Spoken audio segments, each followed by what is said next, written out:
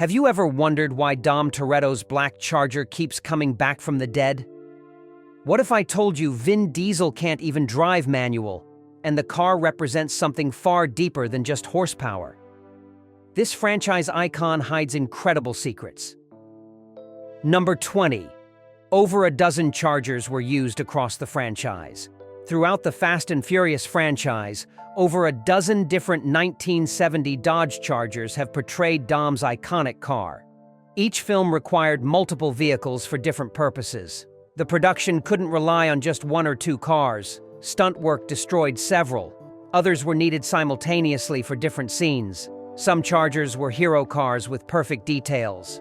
Others were stripped-down stunt vehicles built to crash. A few were partial cars for specific camera angles. Tracking which Charger appeared in which film is nearly impossible. The production kept detailed logs, but to audiences, they all looked identical. This fleet approach ensured filming never stopped regardless of damage or mechanical issues. Number 19. The original was built specifically for the first film. The first film's Charger wasn't a genuine restored streetcar. It was purpose-built for Hollywood from the ground up. The production sourced a 1970 Charger body and completely rebuilt it for filming requirements. They didn't care about maintaining originality or collector value. The goal was creating a reliable camera car that looked perfect. Movie-specific modifications were everywhere. Reinforced mounting points for cameras, modified suspension for stunt work. The drivetrain was chosen for reliability, not authenticity. Street legality wasn't a concern since it would never be registered.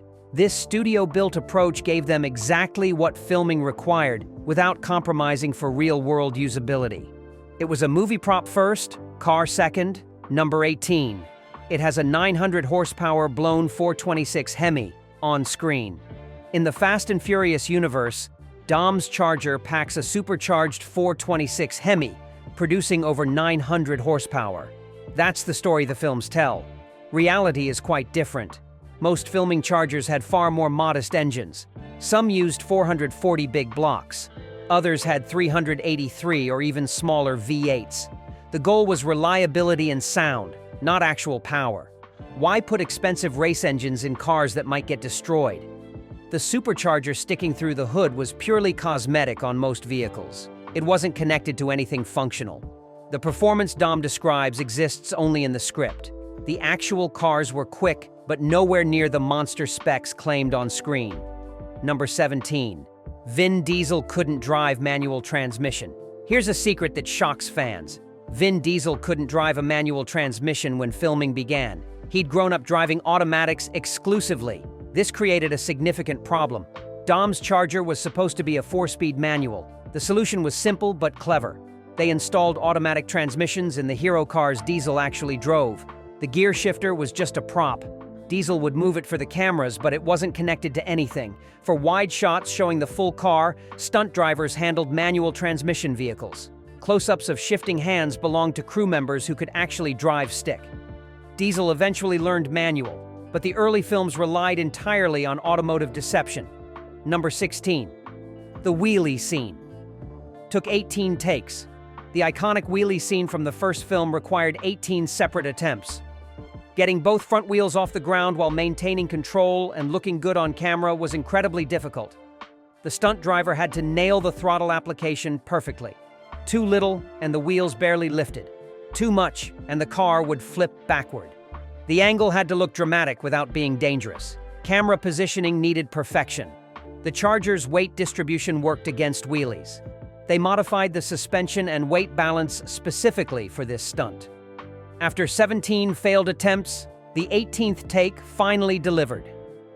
That brief moment of automotive glory represented hours of dangerous, precise stunt work. Number 15. Multiple Chargers were destroyed in Fast and Furious 6. Fast and Furious 6's tank scene was brutal on Chargers. The sequence destroyed multiple cars in spectacular fashion.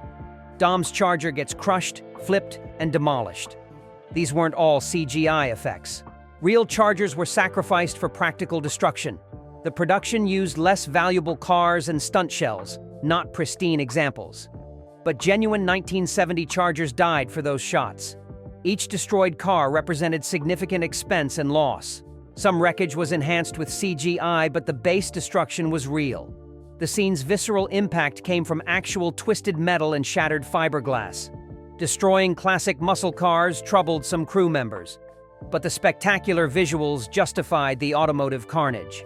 These sacrificial chargers served the franchise's biggest action sequence. Number 14. The black paint is actually 3 different shades. Look closely across the franchise and you'll notice Dom's Charger isn't consistently colored. Different cars wore different shades of black. Some were glossy, others more satin. Lighting conditions made matching impossible. One film's Charger might be deep gloss black. The next sequel's car could be flatter. Paint technology and application techniques varied. Different body shops prepared different cars. Continuity between films was challenging. The production tried to match, but perfect consistency was impossible. Most viewers never noticed these subtle variations. Under different lighting and camera conditions, black paint behaves unpredictably. The same car across multiple films actually wore 3 or 4 distinct black paint formulations throughout the franchise's history. Number 13. Craig Lieberman sourced the original cars. Technical advisor Craig Lieberman played a crucial role in the franchise's automotive authenticity. He sourced many of the original cars, including the Chargers. Lieberman was a genuine car enthusiast with deep connections in the automotive community. He knew where to find suitable vehicles. His personal car collection contributed to the first film. Lieberman understood what would work on camera and what was mechanically feasible. He advised on modifications and specifications. His expertise saved the production from costly mistakes. Without Lieberman's knowledge, the cars might have lacked authenticity. He bridged Hollywood and genuine car culture. The Charger's screen presence owes much to Lieberman's behind-the-scenes work connecting filmmakers with the right vehicles and automotive expertise. Number 12. The interior changed multiple times throughout series. Sharp-eyed fans noticed Dom's Charger interior isn't consistent across films. Different movies show different dashboards, seats, and details. Sometimes it has a roll cage, sometimes not.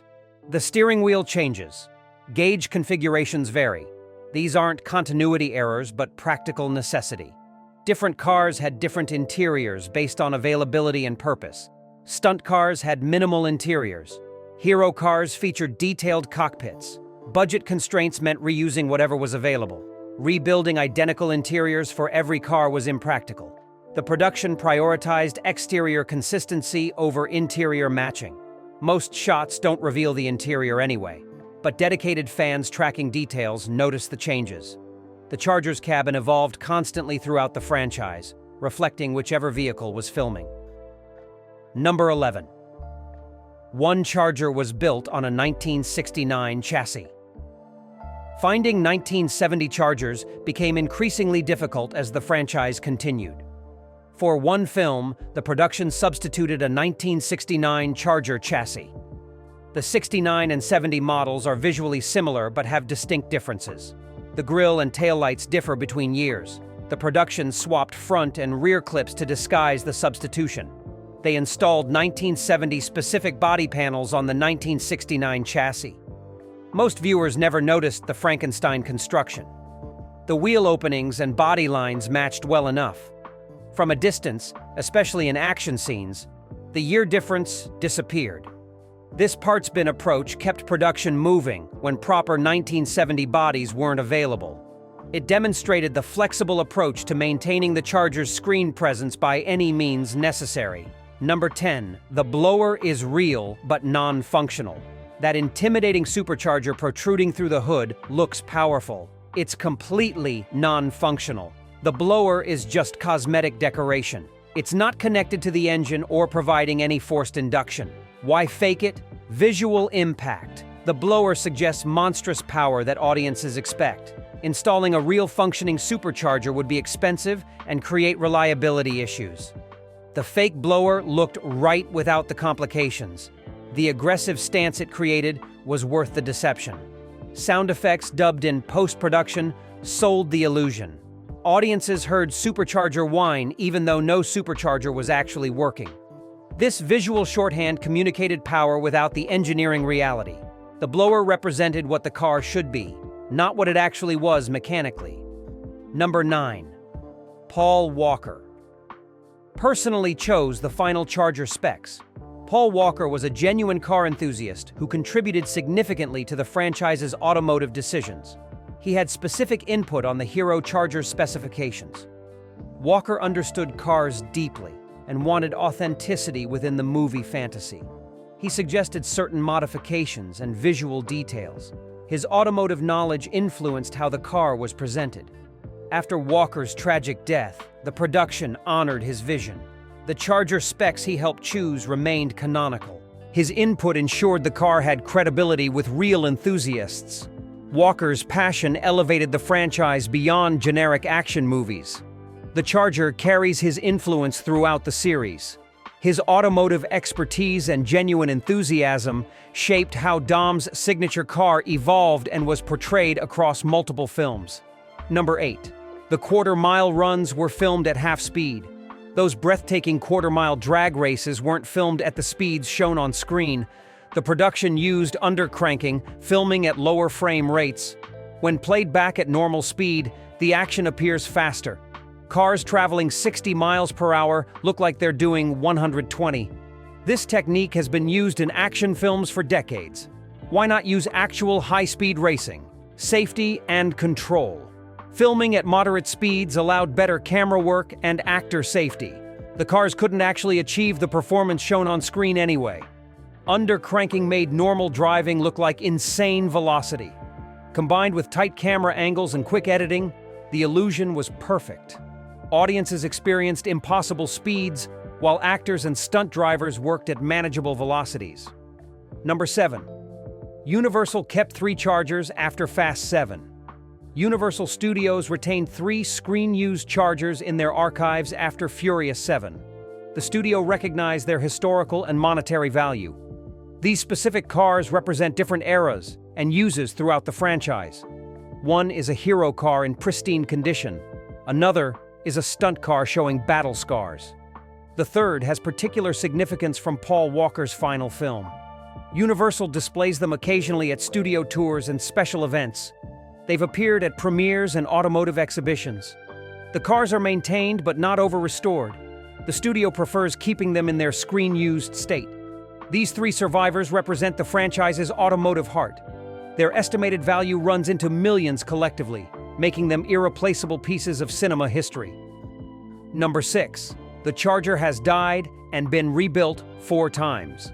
Dom's Charger has been destroyed and resurrected multiple times across the franchise. The original film ends with it totaled after the final race. Fast and Furious shows it rebuilt in Dom's garage. Fast 5 features it again. Fast and Furious 6 destroys it spectacularly under a tank. Furious 7 brings it back once more. This death and resurrection cycle became a franchise pattern. The Charger's immortality mirrors Dom's own resilience. No matter how completely destroyed, it returns. This isn't realistic but symbolically powerful. The car represents something that can't be permanently killed. Each rebuild is Dom reclaiming his father's legacy. The Charger's multiple lives make it more than a vehicle. It's a phoenix in automotive form. Number 5. Real 1970. Charger prices tripled because of the films. The Fast and Furious franchise dramatically impacted the classic Charger market. Before 2001, nice 1970 Chargers sold for $15,000 to $25,000. After the franchise's success, prices skyrocketed. Today, comparable cars command $60,000 to $100,000 or more. The films created massive demand. Enthusiasts wanted to own Dom's car. Collectors recognized increasing values. The franchise consumed available cars through filming destruction. This artificial scarcity drove prices higher. Some enthusiasts resent the franchise for making Chargers unaffordable. Others appreciate the renewed interest in classic Mopars. The market transformation is undeniable. What was an affordable classic became an expensive collectible. The Fast and Furious effect on Charger values rivals what Gone in 60 Seconds did for Mustangs or what Bullitt did for Highland Green fastbacks. Number 4. The sounds are from multiple different cars. That aggressive exhaust note isn't from the actual filming Chargers. The sound design team recorded various high-performance V8s. They sampled different engines to create the perfect aggressive soundtrack. Some sounds came from NASCAR engines, others from top fuel dragsters. Modern Dodge Challengers contributed audio. They layered multiple recordings for depth and complexity. The goal was creating an intimidating, powerful sound that exceeded reality. The actual filming cars sounded decent but not dramatic enough. Post-production audio made them sound monstrous. Different scenes got different sound treatments. Quarter-mile runs featured intense, screaming V8 audio. Casual cruising received a mellower rumble. The Charger's sonic signature is carefully constructed fiction serving the film's emotional needs. Number 3. Vin Diesel owns one of the screen-used Chargers. Universal Studios gifted Vin Diesel one of the actual screen-used Chargers. This wasn't a replica or tribute car, but a genuine filming vehicle. The gift recognized Diesel's central role in the franchise's success. Diesel has a personal connection to this specific car. It represents his character and the franchise that defined his career. He keeps it in his private collection. Diesel occasionally shares photos but rarely discusses its specific history. Which film it appeared in remains somewhat mysterious. The car is maintained in screen-used condition. Diesel reportedly drives it occasionally for special occasions. This Charger represents the ultimate franchise memorabilia. Only someone who lived Dom Toretto could truly own his signature vehicle. Number 2. The Charger appears in all main films, except Tokyo Drift. Dom's Charger appears in every mainline Fast and Furious film except Tokyo Drift. It's the franchise's most consistent element. Characters come and go. Locations change. The core team evolves, but the Charger remains. Tokyo Drift's absence of the car emphasizes how disconnected that film is from the main storyline. The Charger's return in subsequent films re-established continuity. It's more reliable than any human character. Brian, Letty, and others die or leave. The Charger endures. This consistency makes it crucial to the franchise's identity. When you see the black Charger, you know you're watching a real Fast and Furious film. It's the visual anchor connecting disparate stories across 2 decades of filmmaking. Number 1.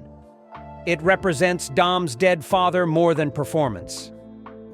The Charger's true significance isn't horsepower or quarter-mile times. It represents Dom's father and family legacy. "This is my father's car" isn't just dialogue. It's the character's emotional core. Dom's father died in the Charger during a racing accident. Every time Dom drives it, he's honoring that memory. This explains why it's never permanently replaced. Dom could afford any car. He chooses the Charger because it connects him to his father. The franchise is ultimately about family. The car embodies that theme. It's not the fastest or most advanced vehicle. It's the most meaningful. Performance specs don't matter. The emotional weight does. Dom's Charger is his father's ghost, his family's history, and his soul made metal.